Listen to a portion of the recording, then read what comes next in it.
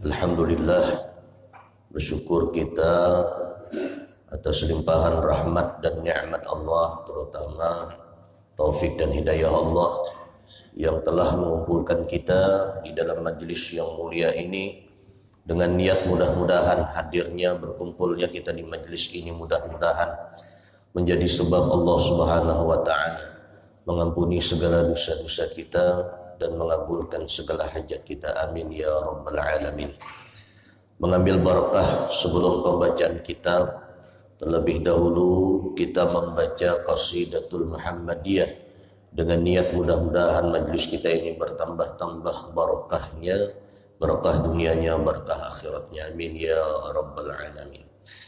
Allahumma salli wa sallim ala sayyidina Muhammadin wa ala ali sayyidina Muhammad.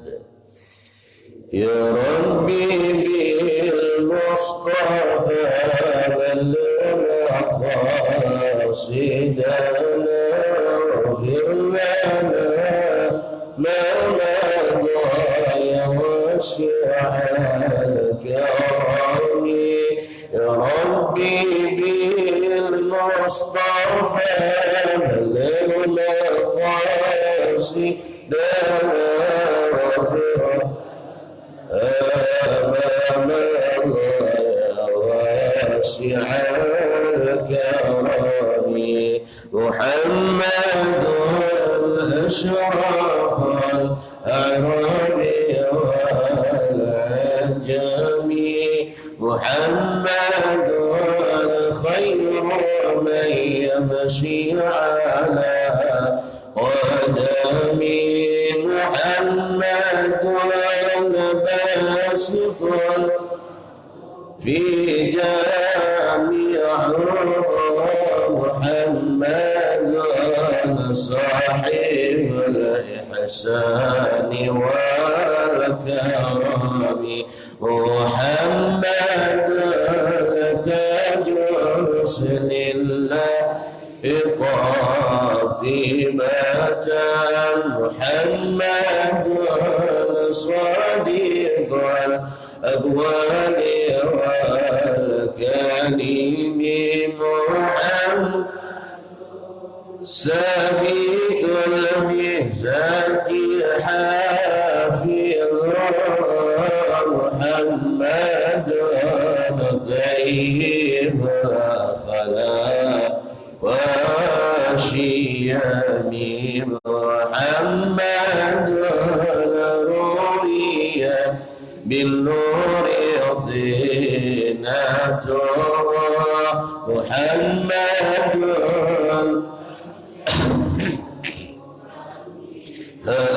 القدم محمد الحاكم بالعدل ذو شرف محمد معدن الإنعام والحكم محمد الخير خلق الله من مضاري محمد خير رسل الله كلهم محمد الدين حق به محمد مجملا حقا على محمد الذكرى روح لأنفسنا محمد الشكرى فرض على الأمم محمد زينة الدنيا وبهجتها محمد لك شف الغابات غلامي محمد سيدنا طابت مناقبه محمد صعد رحمة بالنعم محمد الصفوة رته محمد طاهر من سائر التهم محمد يكون للضيف مكرما محمد الجار الله لا يضام محمد في الدنيا ببعثته محمد جاء بالآيات والحكم محمد يوم بعث الناس شافعنا محمد نور الأديم لا ظلام محمد قائم لله الإمام محمد خاتم للرسل كلهم يا ربي بالمصطفى سيدنا اغفر لنا ما مضى كرمي يا ربي بالمصطفى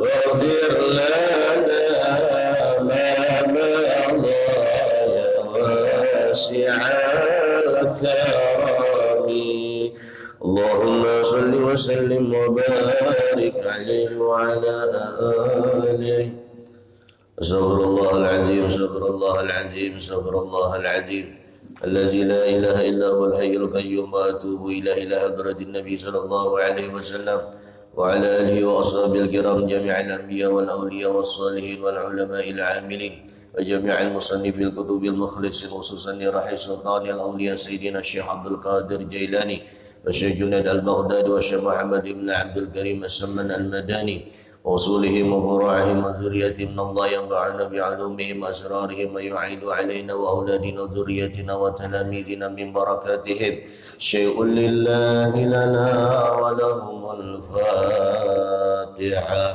أعوذ بالله من الشيطان الرجيم بسم الله الرحمن الرحيم الحمد لله رب العالمين الرحمن الرحيم مالك يوم الدين إياك نعبد وإياك نستعين اهدنا الصراط المستقيم صراط الذين أنعمت عليهم غير المغضوب عليهم ولا الضالين.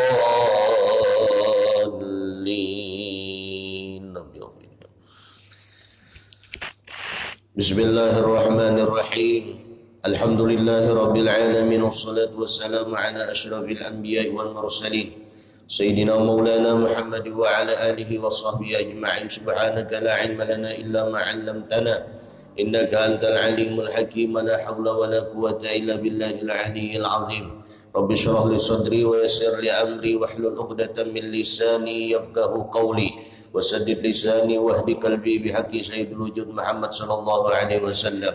قال المصنف رحمه الله ودام انتفاعنا بعلومه وبعلوم مشايخه فقال المصنف بسم الله الرحمن الرحيم Bab pada menyatakan sembahyang Jumat. Jumat ini boleh dibaca dua, boleh Jumat, boleh Jumu'at. Mimnya didomahkan. Jadi bahasa Arab itu maknanya luar biasa. Lah, salah baris kadang-kadang bisa beda maknanya. Sama Jumat lah, barisnya beda tapi maknanya sama. Ada yang barisnya lah beda, maknanya beda juga. Seperti misalnya farad, kemaluan, farjun, kemaluan. Kalau farad itu kegembiraan, kesenangan. Jadi luar biasa, orang Arab itu luar biasa. Makanya Nabi kita Muhammad SAW, beliau dijadikan oleh Allah orang Arab. Jadi kada sembarangan dipilih Allah Nabi Muhammad nih di Arab nih. Ada yang menyambat, kenapa aja kada di Kalimantan turun aja, kada di Jawa, kada di Indonesia. Lah di Arab, berarti Arab ini luar biasa. Sehingga Nabi kita Muhammad SAW dijadikan Allah Ta'ala orang Arab. Maka orang yang membenci orang Arab berdosa hukumnya. Lah berdosa hukumnya. Kalaupun ada perorangan misalnya Abu Jahal, ya Abu Jahalnya aja dibenci, jangan Arabnya. Abu Lahab, Abu Lahabnya aja dibenci, jangan Arabnya. Karena sekarang ini orang ada yang anti dengan Arab. Padahal Nabi kita Muhammad SAW orangnya orang Arab. Yang ibarat kita orang Banjar nih. Lalu disambat orang, dican Banjar tuh ya, singgung kita. Walaupun istilah itu orang Banjar itu ada semuanya nang baik tadi, ada juga nang kurang tadi itulah. Tapi ketika disambat dican Banjar tuh sakit hati kita. Kayak itu juga bila kita menyambat Arab tuh ya, banyak aja nang kayak ini ada can Arab tuh, berarti maulah hati Nabi Muhammad SAW sakit. Di antara ciri orang yang mencintai Nabi Muhammad itu cirinya mencintai orang Arab, menyukai bahasa Arab. Karena bahasa Arab ini lughatul jinan, bahasa di surga. Bahasa di surga itu berataan bahasa Arab. Kalau seandainya ada orang Banjar masuk surga, kebetulan orang Banjar ini kada bisa bahasa Arab, kayak apa? Apakah les bedulu? Makanya pian belajar bahasa Arab hendak masuk surga. Karena di surga itu udah ada orang bahasa Banjar, Bugis, Jawa ada. Berataan bahasa Arab. Rupanya bila orang bisa masuk surga, kawan masuk surga, di dalam surga itu langsung Allah Ta'ala beri ilmu berataan bisa pakai bahasa Arab. Kuasa Allah itu. Nah, sembahyang Jumat, apa yang dimaksud dengan sembahyang Jumat? Sembahyang Jumat ialah sembahyang 2 rakaat yang dilakukan berjamaah. Berarti kalau sorangan kada sah. Sorangan sembahyang Jumat inya Bilal, inya khatib, inya imam, inya kaum, inya nutup masjid. Berataan inya urgen tunggal aja kita. Betunggal aja kada sah kalau sorangan. Harus berjamaah di dalam waktu zuhur. Sembahyangnya inilah di dalam waktu zuhur. Adapun azannya, azan pertama, ini ada 2 pendapat. Kan azan kita 2 kali. Azan pertama itu ada yang mengatakan boleh 5 menit sebelum masuk waktu zuhur itu udah boleh azan. Yang kedua, tetap menunggu tepat waktu hanya azan pertama. Makanya ada sebagian masjid itu kalau hari Jumat itu biasanya 5 menit menjelang waktu masuk pula itu sudah azan pertama nih. Makanya ibu-ibu kalau misalnya hendak sembahyang zuhur di rumah hari Jumat, amun hingkat orang azan kedua itu. Jangan azan pertama, karena khawatirnya kalau ku nang masjid tadi itu azan pertama lebih cepat. Jadi azan kedua silahkan ibu hendak sembahyang zuhur. Ya ada juga kadang bebinian sembahyang zuhur menunggui abahnya bulik ya hanya sembahyang zuhur. Perasaannya tadi bila lang lalakian sembahyang Jumat di masjid, inya di rumah kada sah sembahyang zuhur, padahal sudah boleh sembahyang zuhur asalkan memang bujur tepat waktunya. Nang lebih baiknya tadi pas azan kedua itu, setelah azan kedua.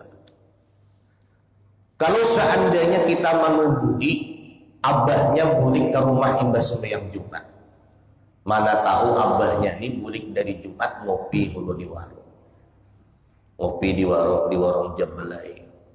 Lawas sikit pula, lawas sikit pepandiran ini sampai jam 2 hanyar bulik. Nang bini ini di rumah hanyar sembahyang zuhur. Salah tuh. Lah, salah. Jadi sembahyang zuhur ibu-ibu nang bebinian bila hari Jumat itu menghingkat tadi jangan di azan pertama. Lah, karena kadang-kadang itu azan pertama hari Jumat itu 5 menit sebelum sampai waktunya sudah azan. Ada sebagian masjid nangka itu, dan itu diperbolehkan. Hukum sembahyang Jumat fardu ain, arti fardu ain ini wajib perorangan. Fardu ain ini lawanannya fardu kifayah. Menuntut ilmu agama fardu ain, sembahyang 5 waktu fardu ain, sembahyang Jumat fardu ain. Jadi kadang diwakilkan.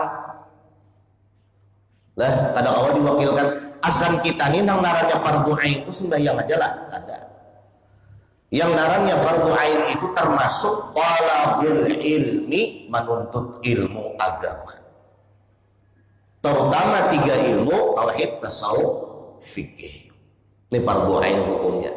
Artinya bila ada orang sembahyang, rajin sembahyang, rajin puasa nang wajib nih lah. Tapi kada hendak menuntut ilmu agama. Kada hendak menuntut ilmu agama. Mun ibarat sembahyang tuh umpatan orang aja. Puasa tuh niatnya umpatan orang aja.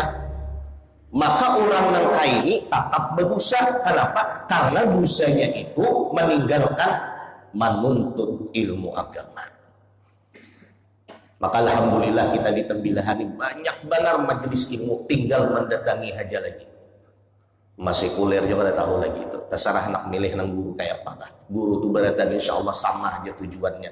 Cuman terserah kita yang mana seraknya, yang mana nyamannya, silahkan duduk. Yang penting duduk di majelis ilmu.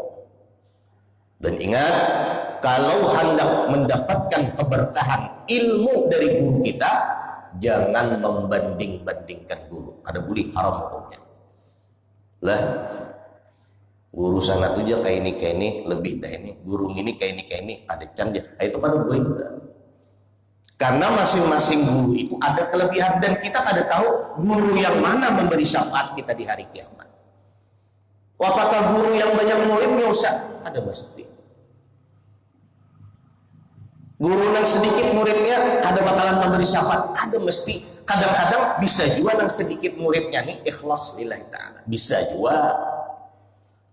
Contoh, abahnya ayah tungkal Kiai Haji Abdul Wahab, Syekh Abdul Wahab, abahnya ayah Kiai Haji Ali. Beliau itu mengajar kada mau lebih daripada 10 muridnya.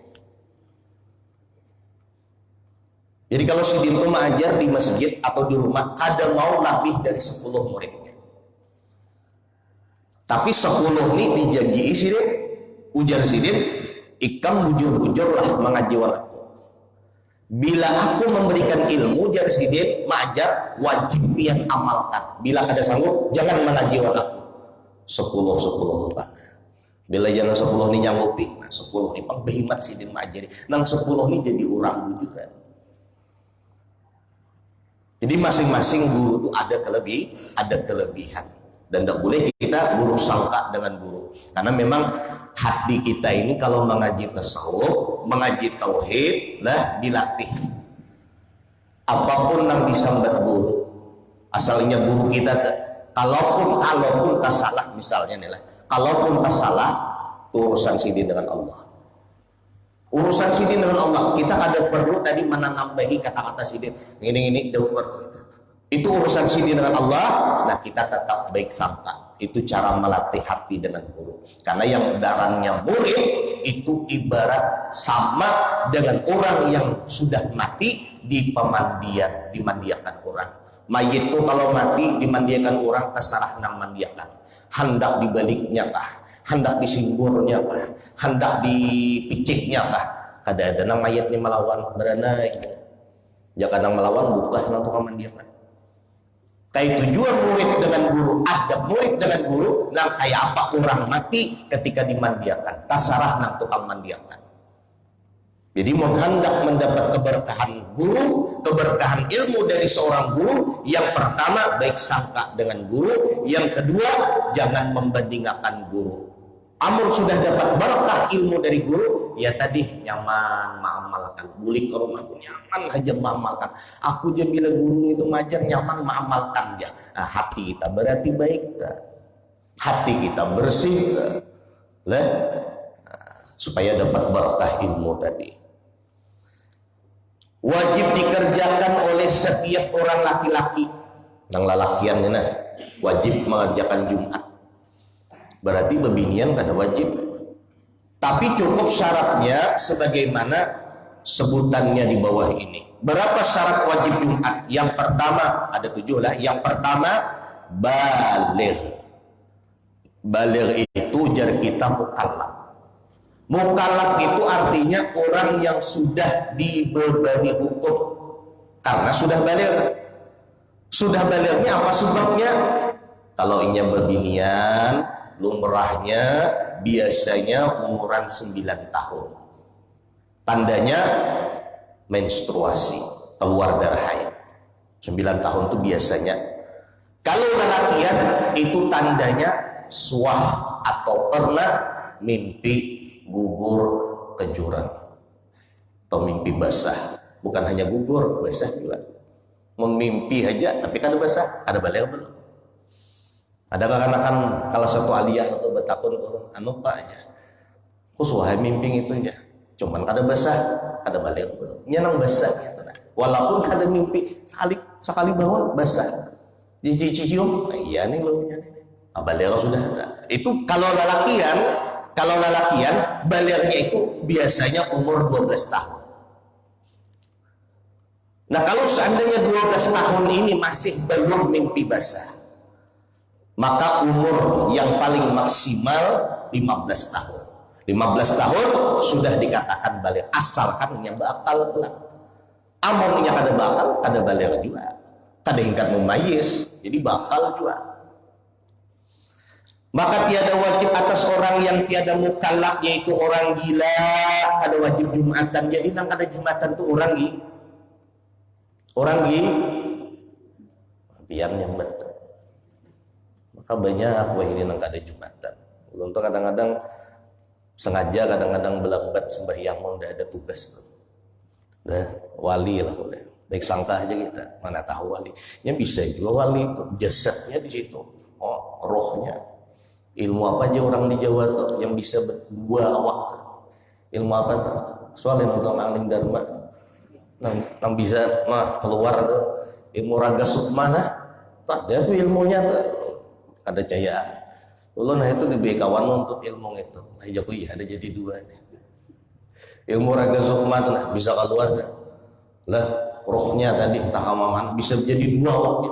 Di masjid ada, di warung ada.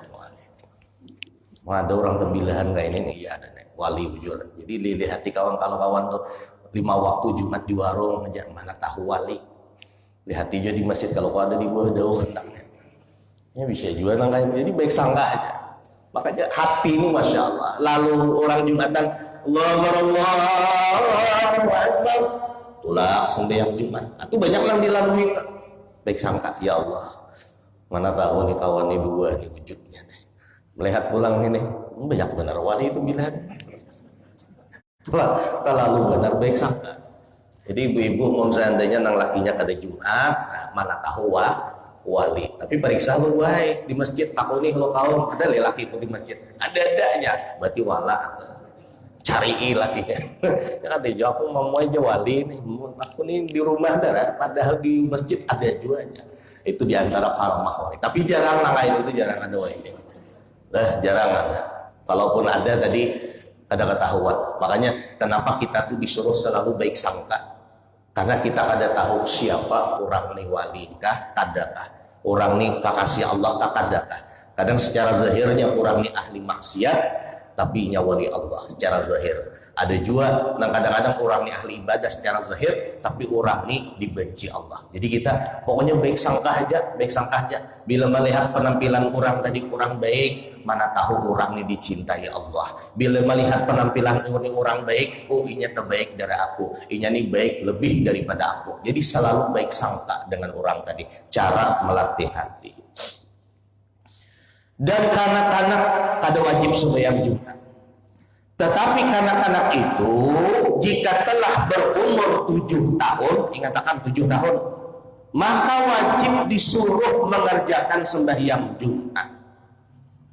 7 tahun. Anak kita di rumah udah berapa tahun? Kalau seandainya disuruh tapi masih toler sembahyang Jumat, lepas kewajiban kita. Tapi kayaknya Jumat minggu kena suruh lagi, jangan sekali Jumat saja. Mau sekali nih bang nyuruh hikam lagi aja. Mengenai Jumat tak ada muyak dah aku aja. Ada istilah narang orang tua tu muyak memadahi anak. Setiap hendak sembahyang Jumat wajib disuruh anak, wajib disuruh anak. Dan jangan dipukul bila umuran 7 tahun menjelang 10 tahun. Bila ini ada Jumatan juga, lepas kewajiban kita. Karena kewajiban kita hanya menyuruh, memerintah. Dan jika telah berumur 10 tahun ini, maka wajib dipukul anak tadi. Dikias pula bukan hanya anak, bila seandainya bini kada sembahyang 5 waktu, padahal lebih dari umurnya 10 tahun, maka wajib dipukul. Tapi memukulnya tadi bighairi mubarrah, tanpa melukai. Mukul anak kada usah dilukai, artinya dipukul aja. Kenapa pada sembahyang? Tak pukul. Lah bukan karena kita tadi tiga benar mukul anak, karena kita sayang dengan anak. Kalau seandainya anak umur 10 tahun lalu ingat ada sembahyang 5 waktu, lalu ingat ada Jumatan, lalu kita ini menyuruh saja, kada hendak memukul, maka berdosa kita sebagai orang tua, berdosa kita. Orang bahari rumahnya itu di lawang, di pintu selalu ada rotan, selalu ada rotan. Rotan itu nah, bila anak nih kada mengaji, bila anak nih kada sembahyang, tak hambat.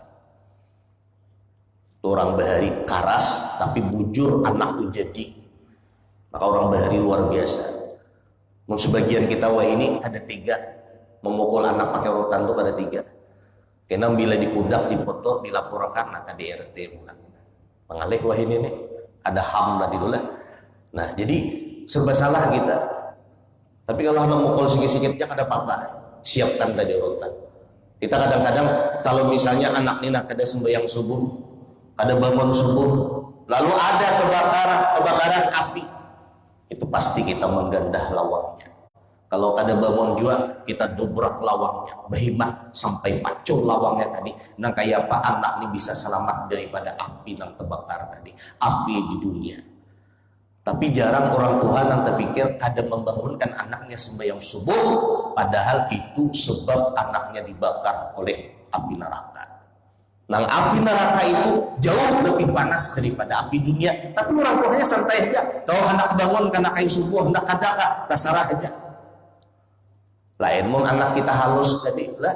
Tapi kalau anak kita sudah balik, sudah umuran 10 tahun, latihnya sembahyang tadi, dilatih. Dan yang paling penting di rumah itu bukan hanya bisa memerintah anak, bukan hanya bisa menyuruh anak, tapi juga menjadi teladan di rumah.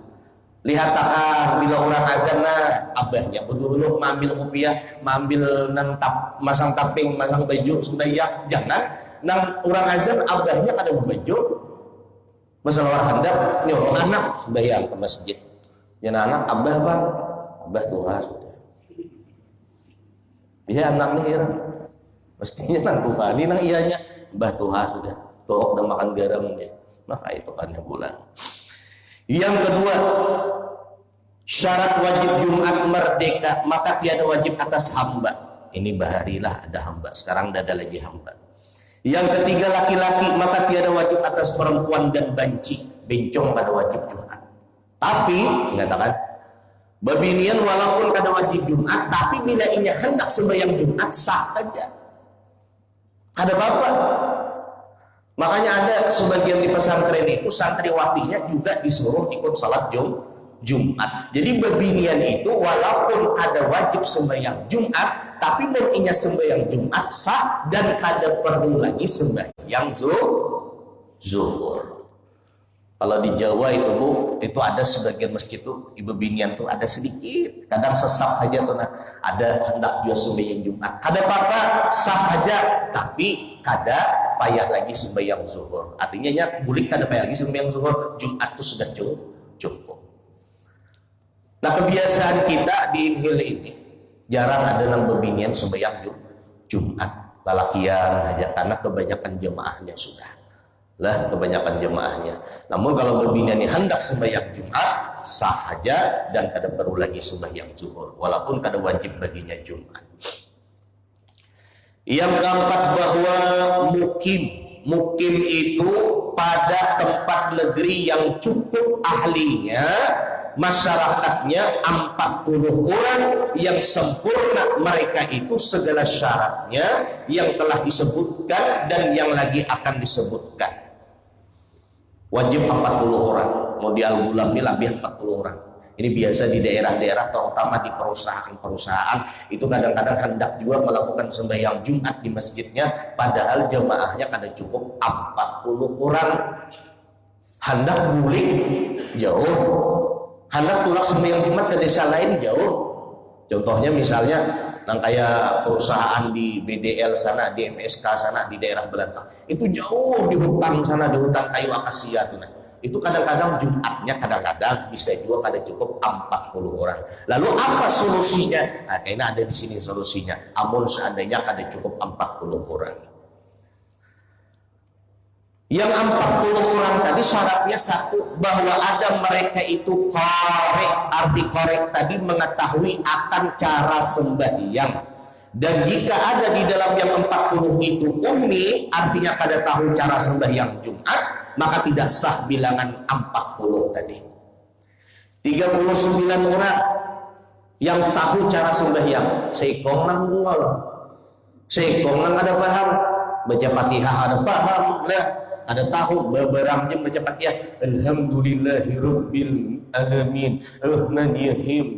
Belajar ada hendak misalnya nang seikong ini mencukupi 40, ada sah juga Jumatnya.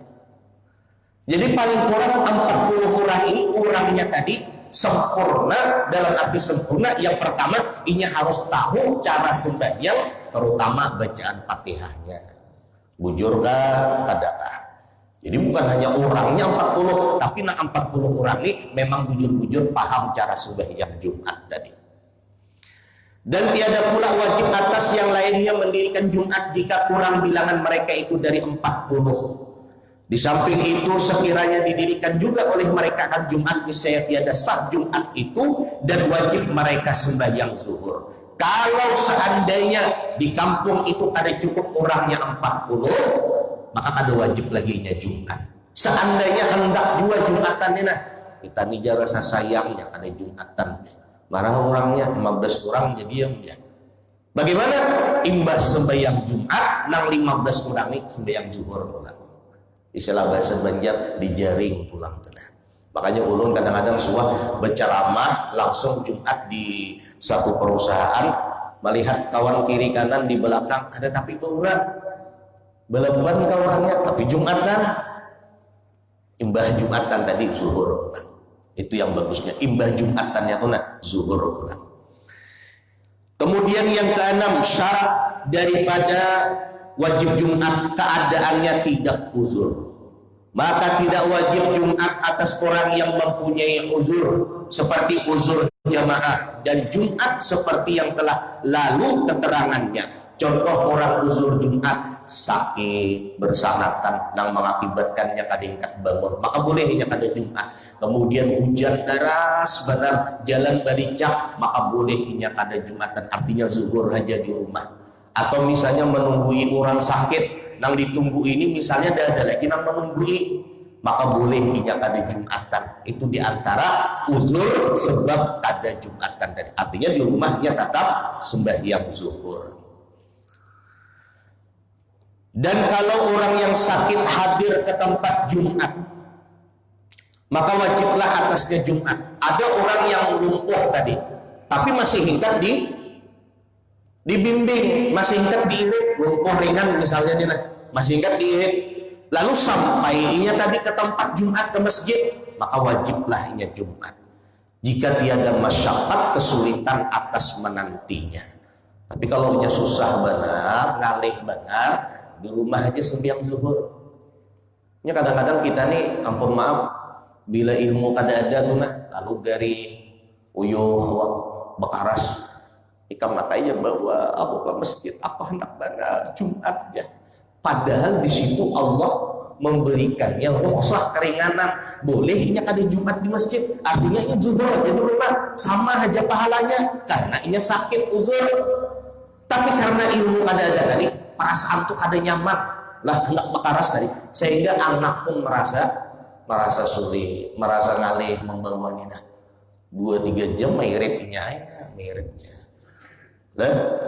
Itu ada tuh di sebagian kampung nah, diirit tadi dari pasar ke masjid, awas benar hanya sampai karena orang tuanya ini bekaras hendak Jumatan di masjid. Padahal dalam keadaan seperti itu inya boleh kada sembahyang zuhur, artinya inya zuhur aja lah, pahalanya sama Pak Ustaz, sama aja pahalanya. Yang naranya orang sakit tuh lah, lalu kada ikat sembahyang berdiri, berduduknya sembahyang, maka inya sembahyang berduduk nih yang sakit nih sama pahalanya dengan orang yang sembahyang berdiri yang sehat karena uzur tadi. Jadi kita bilang ada mampu berdiri mau berduduk, dipaksa-paksa juga kalau kenapa-napa kita, padahal sama aja pahalanya tuh dengan yang sembahyang berdiri. Adapun orang yang buta dan orang yang lumpuh,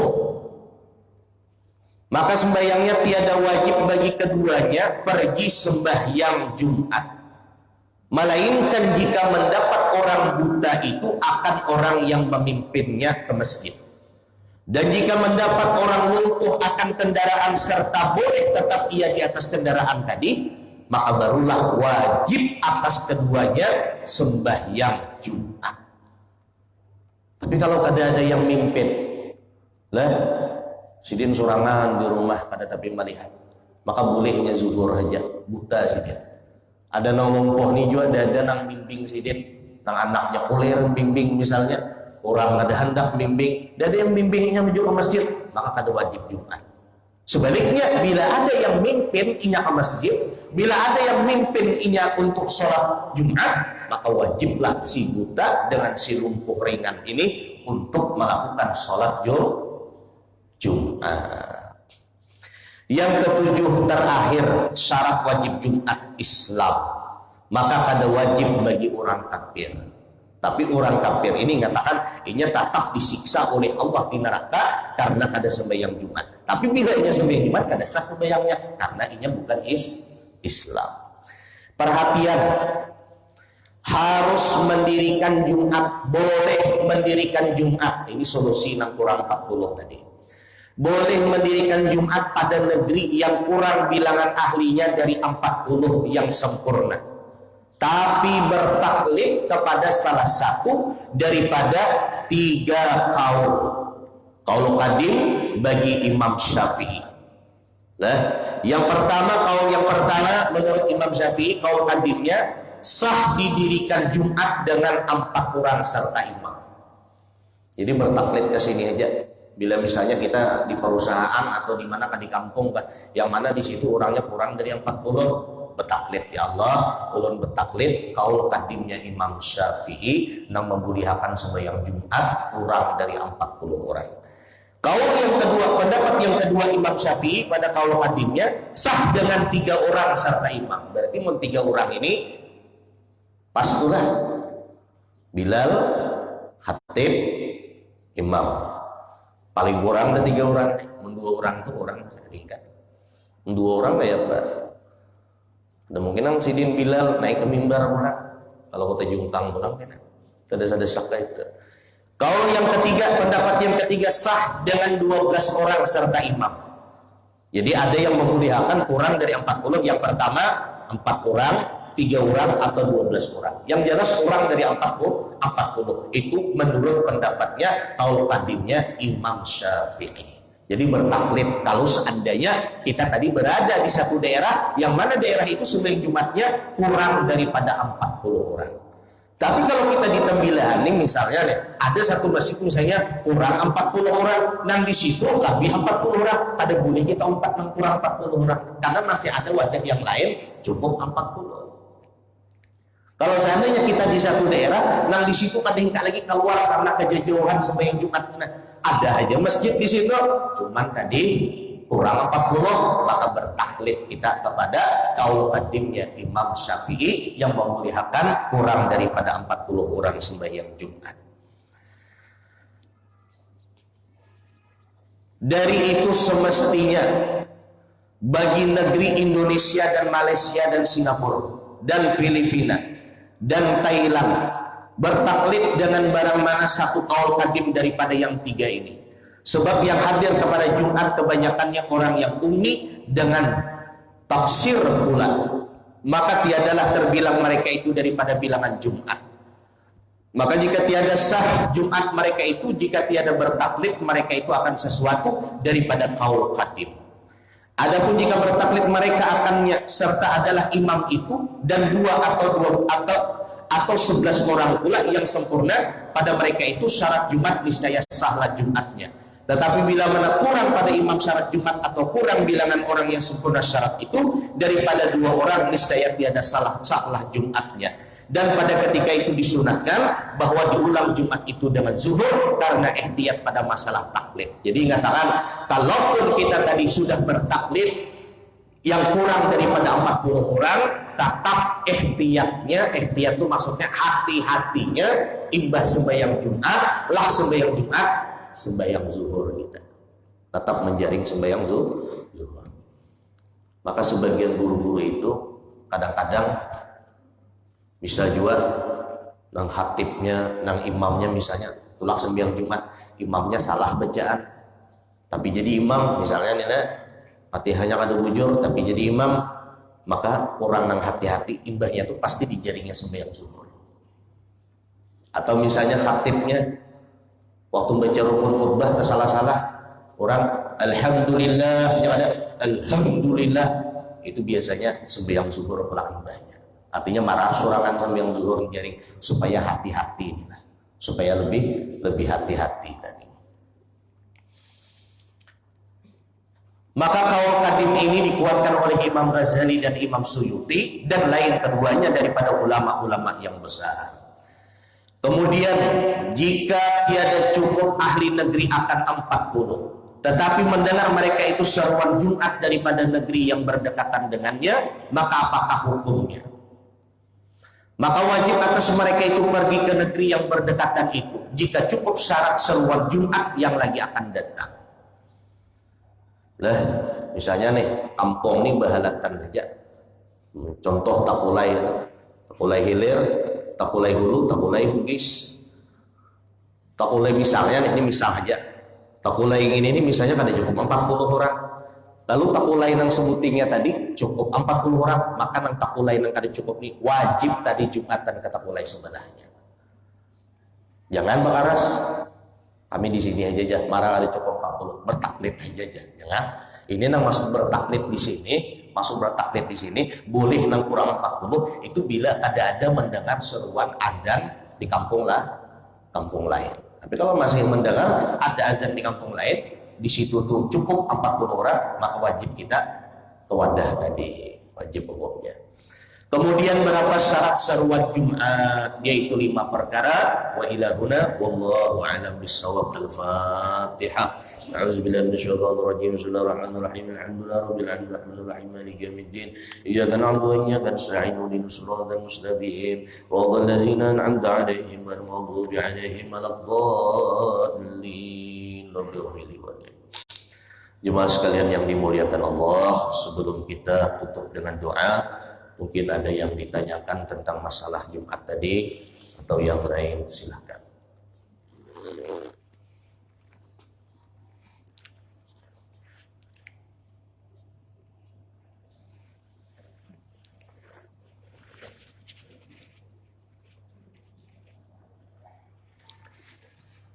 adalah